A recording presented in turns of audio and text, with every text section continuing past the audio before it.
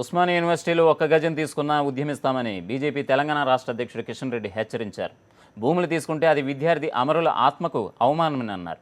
Horticulture యూనివర్సిటీకి 500 ఎకరాలు ఎందుకన్న కేసీఆర్ ఆ స్థలాన్ని ఎవరికి కట్టబెట్టాలని చూస్తున్నారో చెప్పాలని ప్రశ్నించారు.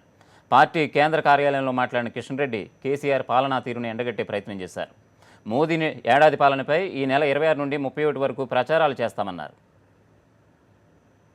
వారం 10 రోజులుగా ముఖ్యమంత్రి గారు ఈ యొక్క విశ్వవిద్యాలయాలకు సంబంధించినటువంటి భూమి విషయంలో మాట్లాడుతున్నటువంటి ఆలోచన విధానం కానీ ఉపయోగిస్తున్నటువంటి భాష కానీ ఇది పూర్తిగా మరి